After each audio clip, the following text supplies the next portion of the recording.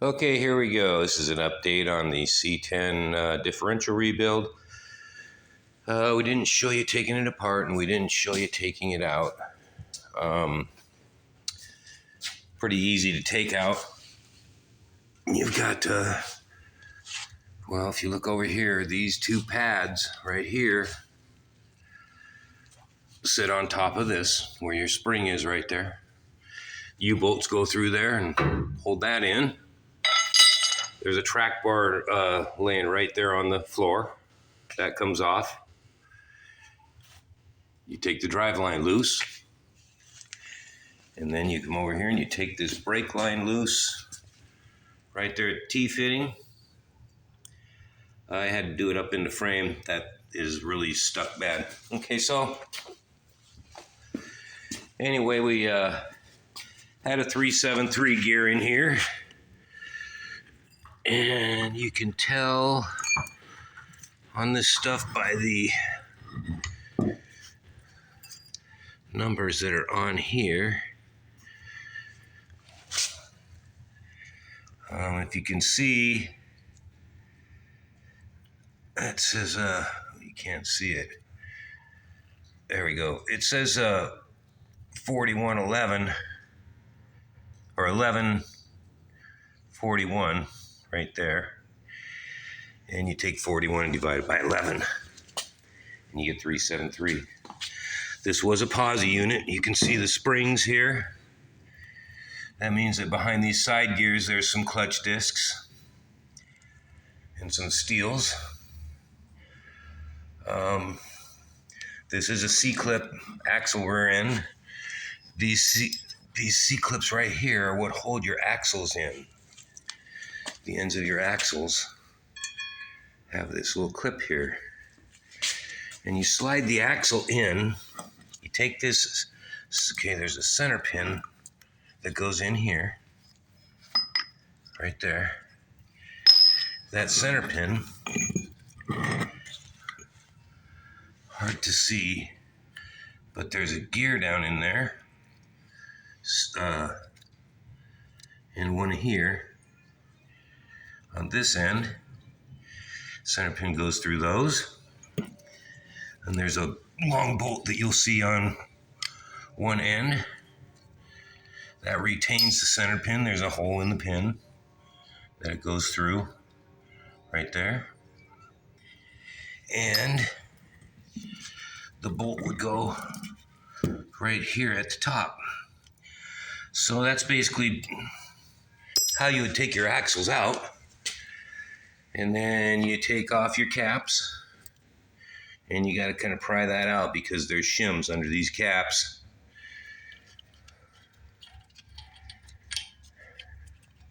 Don't mix your caps up. I made little scribe marks on the cap so I can't get them mixed up. Now that's from the factory. We go back together, we're probably gonna end up putting some shims in here. That's a 4 series carrier. They got 3 series carriers. So that one will go down to 373. You can go as tall as a 373 gear.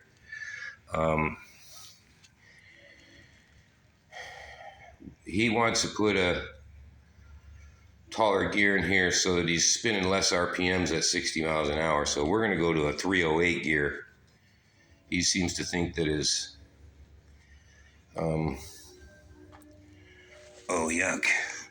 He seems to think that that'll be, that the first and second gear will still pull the truck when he starts off. So, you know, he's the driver. If it gets him what he wants, that's the main thing. Brakes look pretty good. A lot of meat left on the brakes when we're looking at that.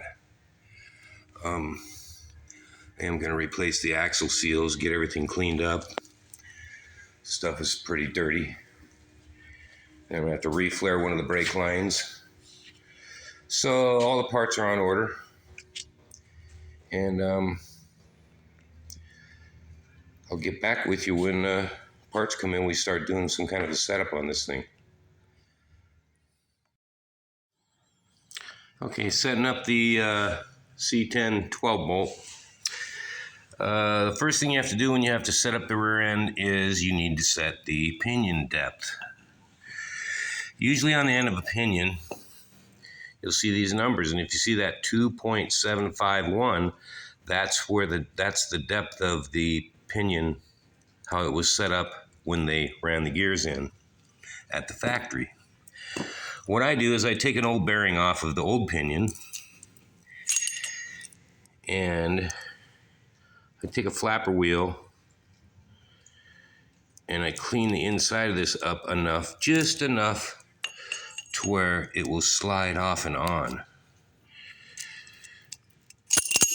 Then I add some shims, however many I think I need to get started.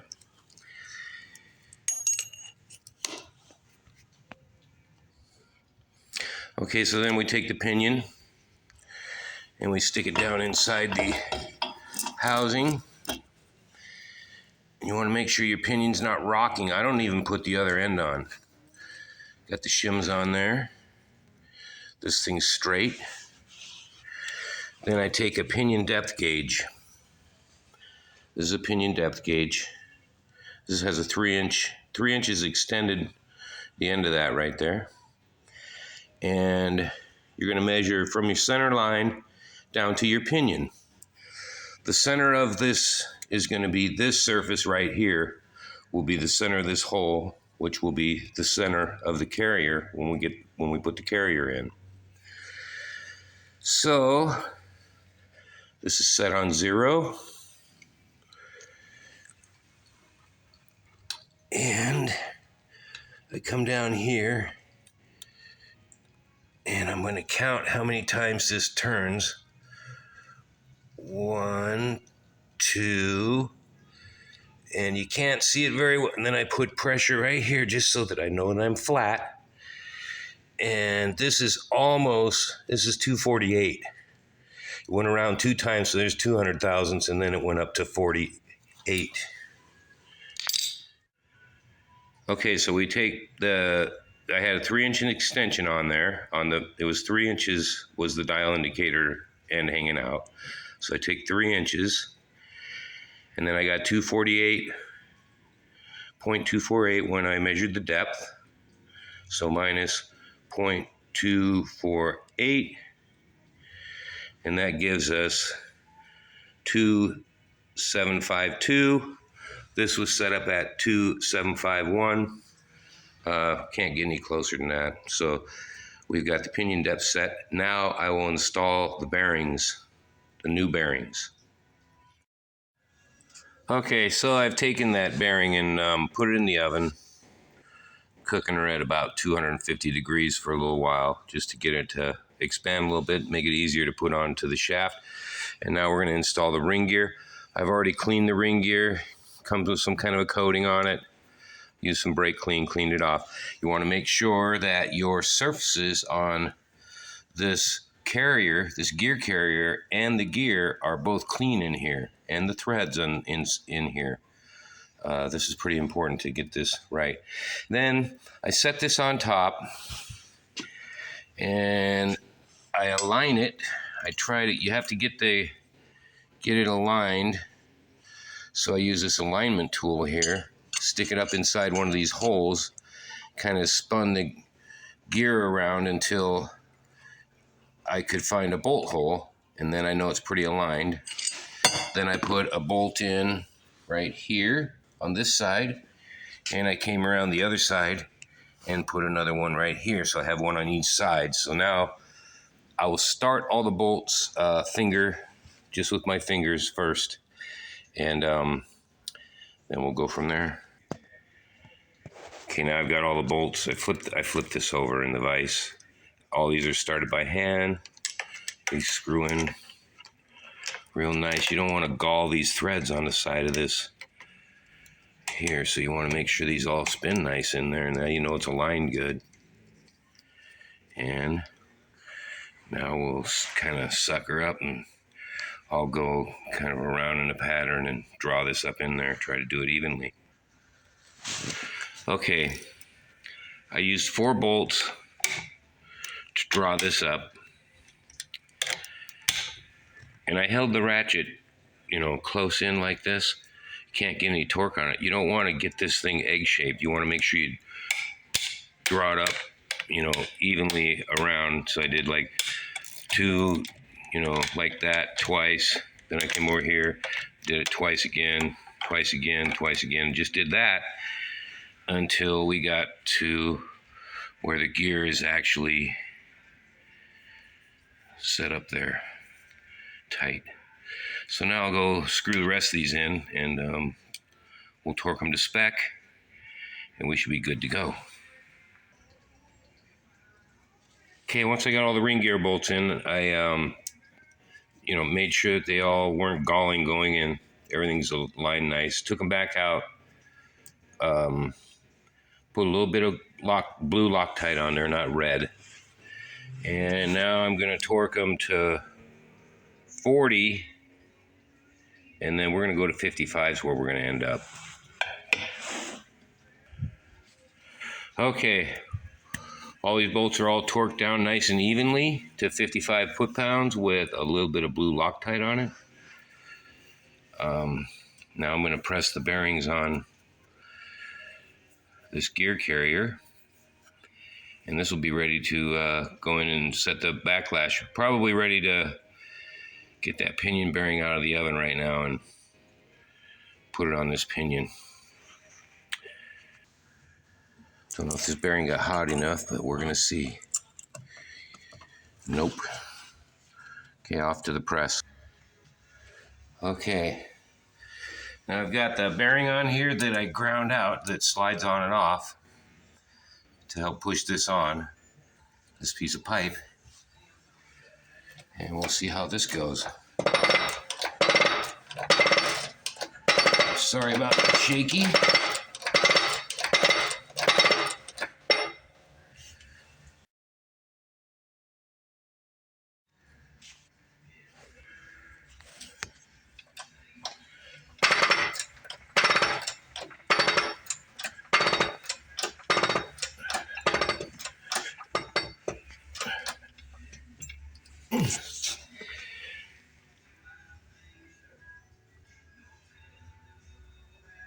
Okay, it's down.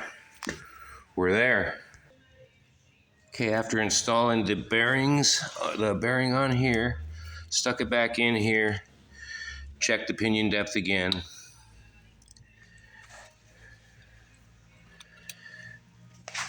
Let's see what we can do here.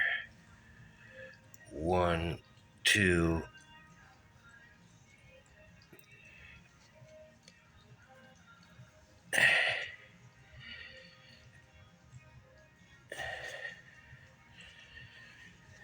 Hold on.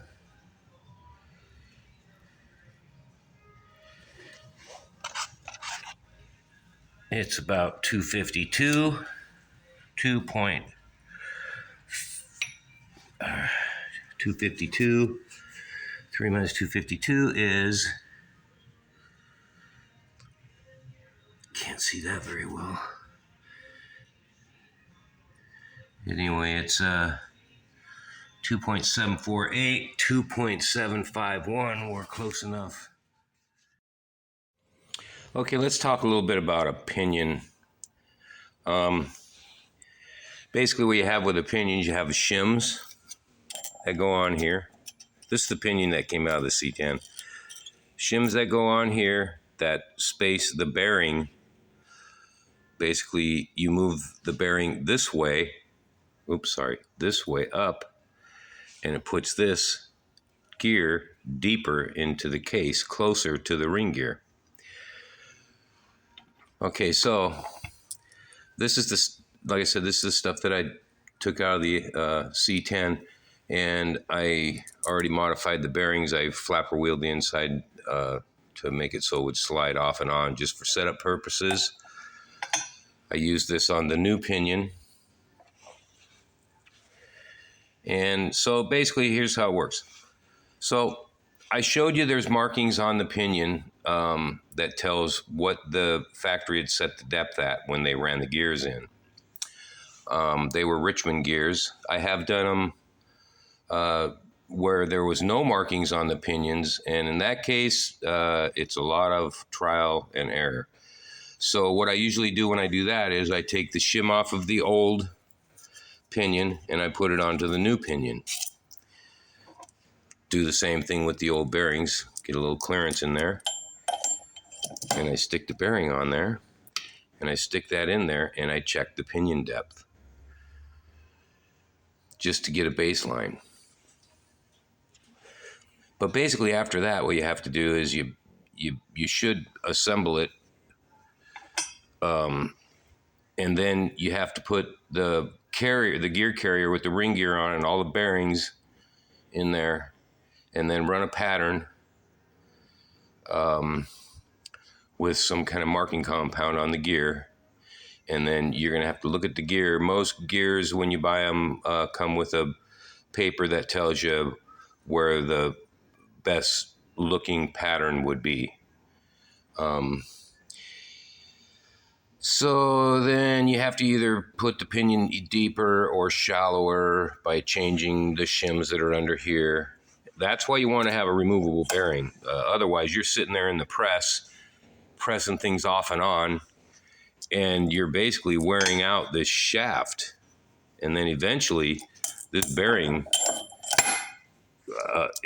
ends up being like this, slides around on there. That's not supposed to be like that. It's supposed to be tight, pressed on.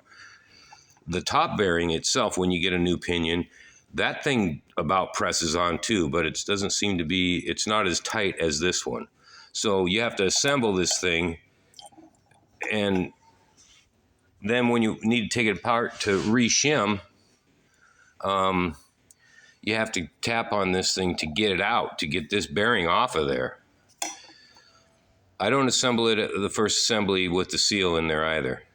So, but we're not going to go with this trial and error thing. We're going to go with the, has the markings on the end of the gear, and you can actually measure things and set a pinion depth pretty much first try.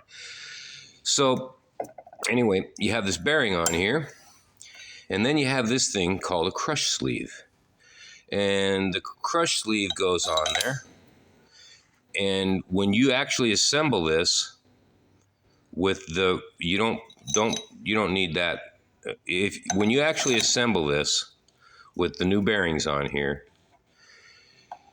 this bearing, what you do is you put it together, and this thing's going to just jiggle around. If you hold the end of this, pretend this is in the housing. This thing's going to move around in there because you got a lot of bearing play. These things aren't touching the races that you've put into the housing. So I take the old nut and a washer. You have to put the yoke on here, and then you take an old nut and the washer, and then you start tightening it, which is really hard to do. I usually use a really powerful air impact. I don't know if the electric ones are strong enough to do it or not, and then you tighten it, and you're always checking to see if this is loose until it gets to where it's just not loose anymore. It's like zero clearance between the races, because when you put it in there and you're smashing these together, the way these races are, this gets tighter in here, right? So what I set the pinion rolling torque at, so you're going to have to get a torque wrench that I use, one that has a dial. I'll show you that here in a second. But I usually set it at about 23, 25 inch-pounds of rolling force. And it seems pretty tight, but it's always worked. I've seen other people on the internet say 13 inches, but then, you can end up with some loose pinion bearings eventually. So I've had pretty good luck doing it like right around, like I said, 23, 25, somewhere in there. Then once you get your rolling torque set, I take it back apart. I install the seal. I put the yoke back on. I take the new nut, I don't use the old nut. I take the new nut, some Loctite on here, drive the nut down until you get back to that setting that you had. And that's pretty much how you're going to set your pinion rolling torque. I don't know of a torque spec for this nut, because the tighter you make the nut, the more these bearings smash together and the harder it is to spin this. So anyway, let me show you what rolling torque wrench I used. Okay, so this is a torque wrench. It just happens to be a snap-on, but it's a needle type. And that way, as you're rotating the nut here, as you're rotating the nut, you can see how much force it takes, how many inch-pounds it takes to rotate it. Really easy way to do it. You could probably do it with one of those older torque wrenches, the bar ones with the needle. You could use one of those probably, but you can't use a click one, because that might click to break it free and get it rolling might take a little bit more torque than the actual rolling torque itself. Anyway, that's kind of an update on that. Show you a little bit of that. Okay, getting ready to install the axles and finalize this differential build. Something you need to know about these axles is that this here on a 12 bolt is actually an inner bearing race. You need to inspect those, make sure that there's no wear there. If there is, I suggest you replace the axle. When you look inside in here, you can see the bearing. Those don't usually go bad. But anyway, that's something you need to know. Now, in order to put this axle in, we're gonna and once the axles are in, we're gonna have to install these C-clips. These are the retainers for the axles. First thing you need to do is you need to remove the center pin. This bolt right here, which was pretty tight, you remove that. One thing you don't want to do is spin the gears that are inside there once you take this pin out, because stuff can get out of alignment and it gets really hard to put back in. That had some Loctite on it. We'll put some Loctite on there. See the dried Loctite? We'll put some Loctite on there when we put that back in.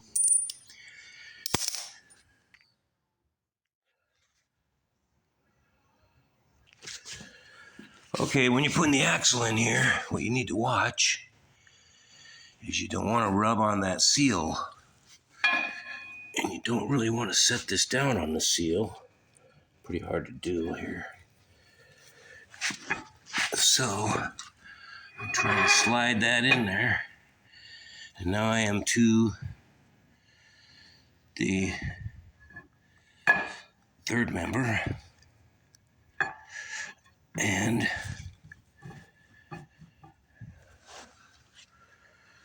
gotta get it into the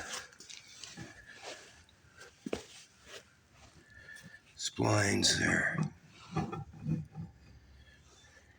Hold on. Okay, had to lift it up a little bit. And that's one axle in. We'll get the other one in the same way.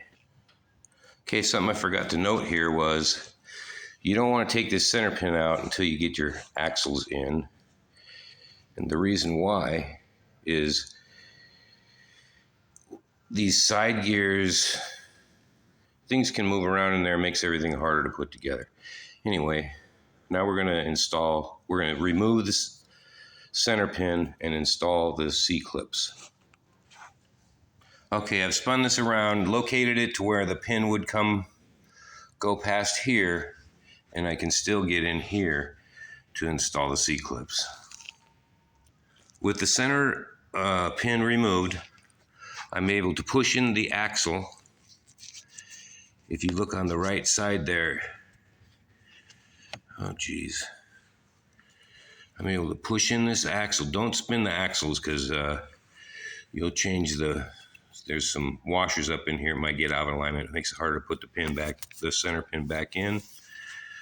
Okay, I'm gonna slide on a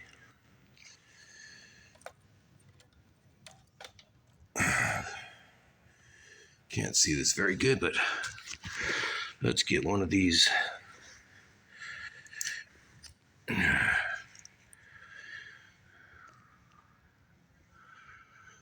Boy, made it too light with the light. So you can see I'm going to slide this onto the axle. Once it's onto the axle, I'm going to push it this direction back out so it's seated in there. And I'll do it with this other axle. Push the axle in. Okay, got the C-clips in. I push the axles back out. I have not moved this because I still need to reinstall my center pin, and that's what I'm going to do right now. So let's put something under there, like a screwdriver, just in case the center pin wants to fall clear through. The bolt goes on down on the bottom side, so the hole will need to go to the bottom side, and it needs to face outward. The hole needs to face outward like that. Okay, got the center pin in there.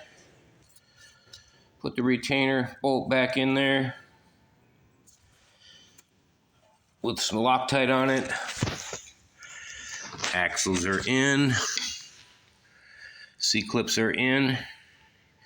And you can see that center pin pushes the axles out, and the C-clips go in these side gears here. There's a recess in that gear that axle goes through, and it holds that C-clip from falling out. And then the pin keeps the axle from coming, say the right axle here, coming too far in and the C-clip falling off. Now, this is not the best setup ever.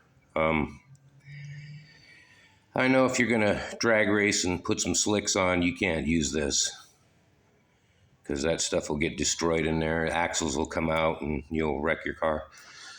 So anyway, next step is I'm just going to put the cover back on. I'll do a little light sanding on these brakes with some 80 grit just to break the glaze. I'll clean up this housing and get some paint on her, and she'll be done. Hope you enjoyed this. I'm not going to show the install, putting it back in the truck. Most of this stuff's pretty cut and dry, nuts and bolts. So anyway, hope you enjoyed.